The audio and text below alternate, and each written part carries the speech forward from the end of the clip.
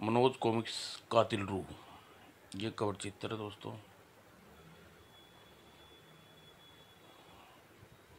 राम प्रसाद वल्द प्रकाश, यह अदालत तुम्हें 302 ताज़ेरात हिंद फांसी की तय हुक्म देती है।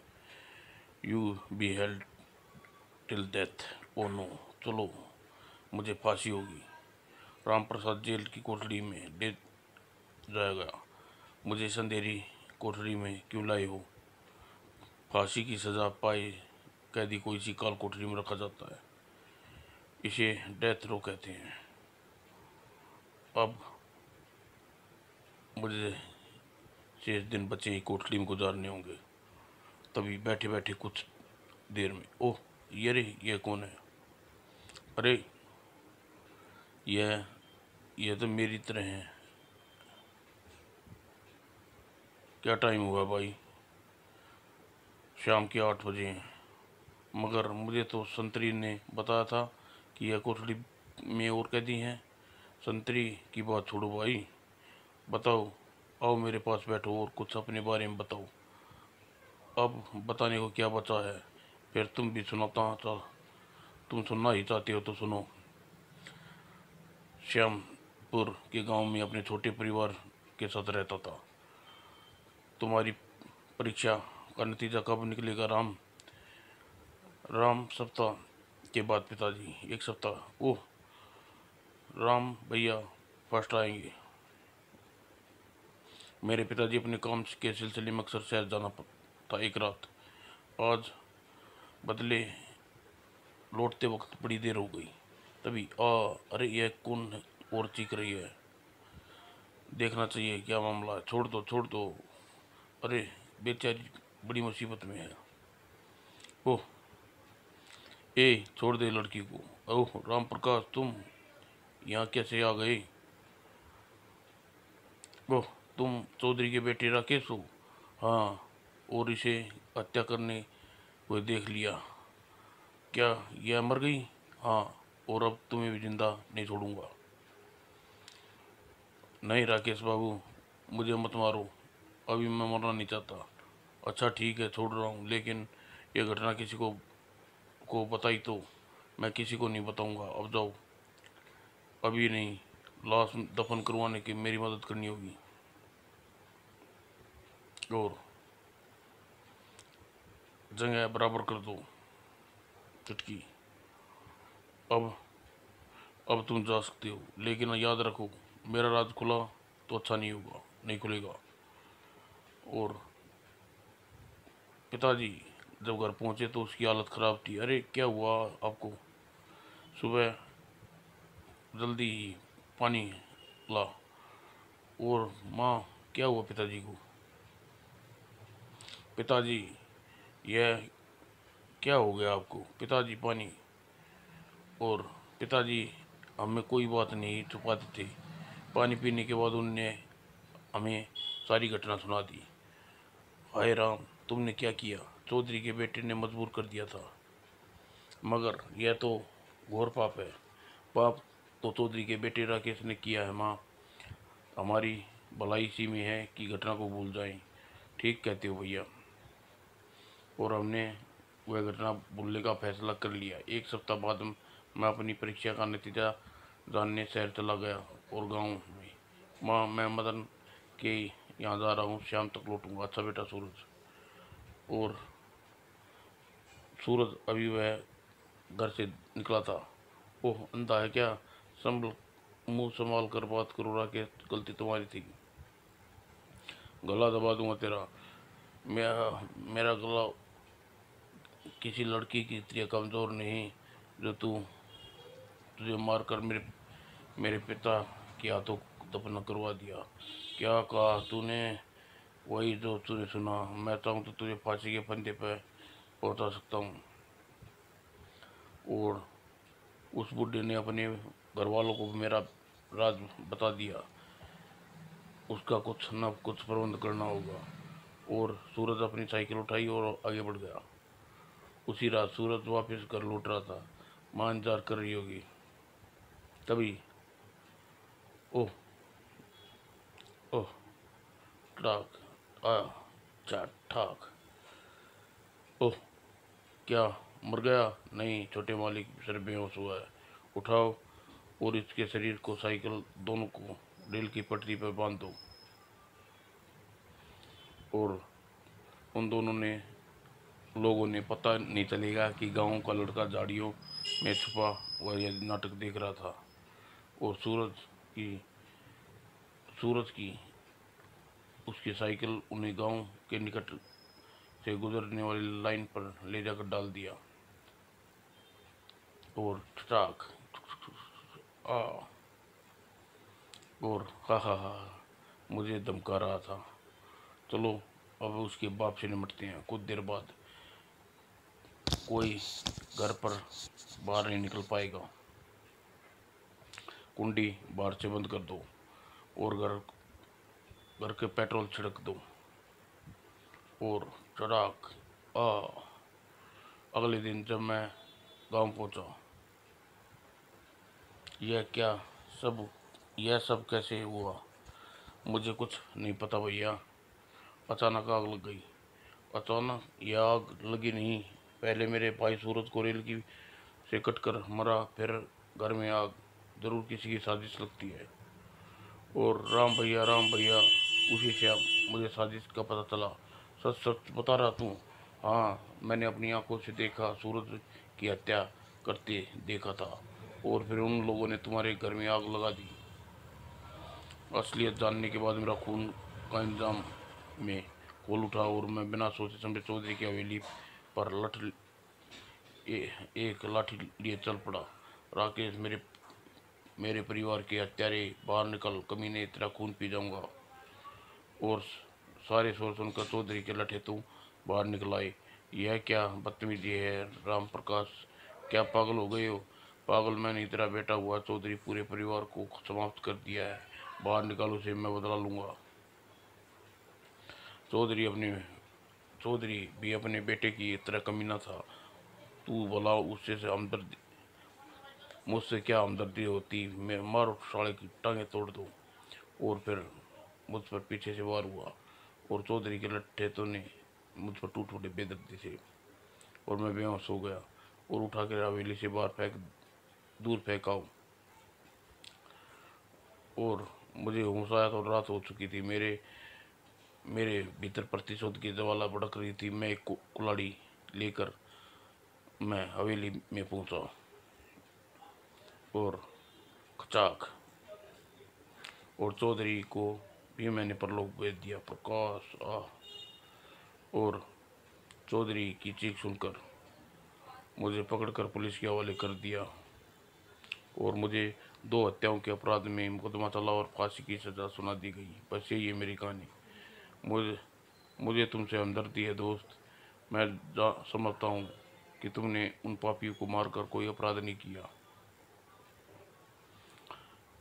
अब मगर कानून ने मुझे अपराधी मानकर सज़ा दी है। खैर, मैं तुम्हें अपनी कहानी सुनाऊँ?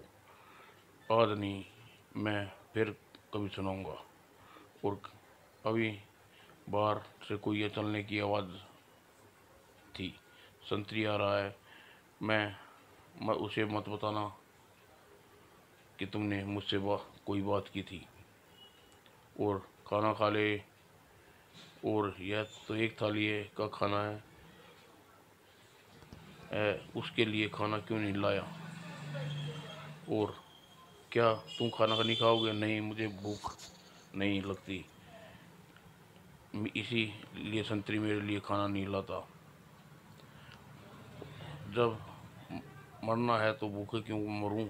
अच्छा, अब यह खाकर थोड़ा आराम कर लो। और खाने के बाद प्रकाश सो गया। आधी रात के समय, ए उठो, क्या बात है? यहाँ से फरार हो रहा हूँ, तुम चाहो तो मेरे साथ चल सकते हो। मगर हम यहाँ से कैसे फरार हो सकते हैं?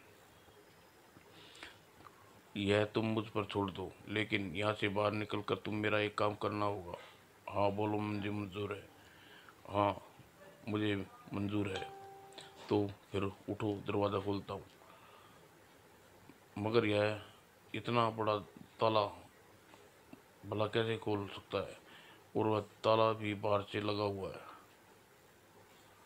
और कैदी ने दरवाजे का ताले वाली जगह पर आहिस्ता सा हाथ फुराया और बाहर से ताला खुलने की खट की आवाज़ आई और हल्के सा दबाव पड़ा और बाहर की तरफ खुल गया। आओ, कमाल का आदमी ही है। और गार्ड से डरना मत, मेरे पीछे पीछे रहना। मरवा दिया मुझे, 2 गार्ड खड़ी हैं यहाँ। कमाल है, गार्ड हमारी तरफ देखा भी नहीं। और जेल की दीवार के एक कोने में निकल पहुंचे। गटर का यह ढक्कन उठाओ। उप, और कितनी दुर्गंध है। और काफ़ी दूर चलने के बाद इस गटर के ढक्कन को उठाओ, यहाँ से हम बाहर निकलेंगे। ओह, हम तो जेल से काफ़ी दूर निकल आए। हाँ, अब हमें कोई खतरा नहीं है। एक उस गली से निकलकर दूसरी गली में पहुंचे। एक मकान के सामने पहुंचकर कैदी रुक गया। यह किसका घर है? मेरा। और खटाक, कैदी के हाथ लगाने से ताला अपने आप खुल गया। यह आदमी है या जादूगर लगता है।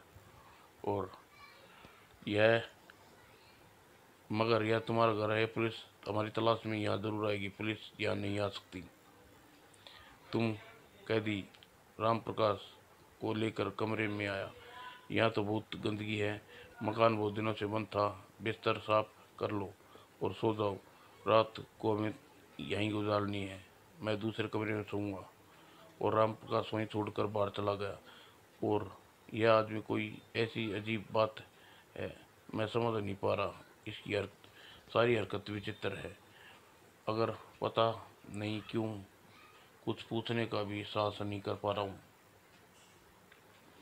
और सुबह जब वो आया, सोकर उठा, अरे यह कपड़े और नाश्ता। तभी यह जल्दी से नाश्ता कर लो और कपड़े बदल लो, फिर हम कहीं चलना है। कुछ देर बाद, तुम्हारी जेबों में कुछ रुपये हैं, उन्हें संभाल कर रखना। सड़क पहुंचकर टैक्सी लेना और स्टेशन पर चलने को कहना। तुम्हारे साथ रहूँगा, मगर किसी से कोई बात नहीं करूँगा। राम प्रकाश ने पहली बार प्रश्न किया, तुम बात नहीं क्यों नहीं करोगे? तुम्हें सवाल पूछने की जरूरत नहीं है, सिर्फ मेरे आदेश का पालन करो। और उसके शोर में न जाने क्या बात थी कि राम प्रकाश बोलने का दोबारा सांस न कर सका। और सड़क पर आकर उन्होंने टैक्सी रोकी। स्टेशन चलो। और कुछ ही देर बाद वह स्टेशन पर पहुंच गई। ओ पुलिस, डरो नहीं, मेरे शरीर की ओट में रहो, चुपचाप चलते रहो।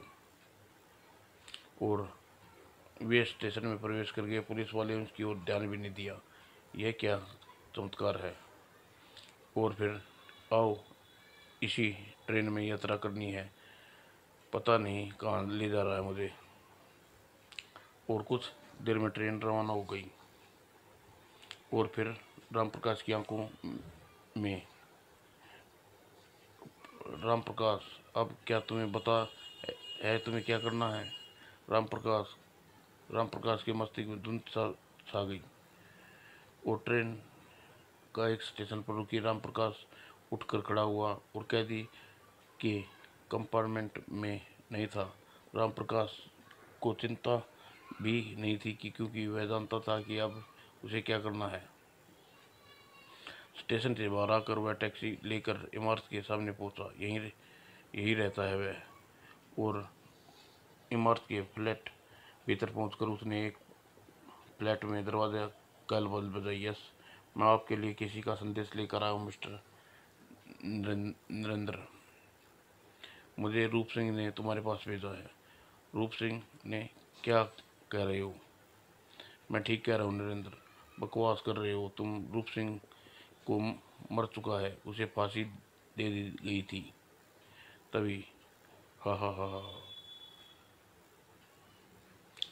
क्या डर गए नरेंद्र? तुम तो यह संभव नहीं है। मैं तुम्हें बदला लेने आया हूँ नरेंद्र। तुम्हारे जीवन के दिन पूरे हो चुके हैं, अब मरने के लिए तैयार हो जाओ। सचमुच तो रूप सिंह हो? नहीं, मैं रूप सिंह की आत्मा हूँ। रूप सिंह का तो कत्ल का झूठा इल्जाम लगाकर फांसी लगवाई थी। अब तुम्हें तुम्हारे गुनाह की सज़ा देने के लिए आया हूँ नरेंद्र। और तुम बताओ, मेरी मदद करो। हाँ, ये मदद मांग रहे हो, यही तो तुम्हारी हत्या करेगा। ओह, मैं सिर्फ एक आत्मा हूँ, तुम्हें छू भी नहीं सकता। और राम प्रकाश, उठो, कमीने को मार दो। अच्छा, नहीं, ओडिशू। और राम प्रकाश के मस्तिष्क इस समय पूरी तरह रूप सिंह के वश में था। और तुझे मरना ही होगा नरेंद्र। हाँ हाँ हाँ। और नहीं,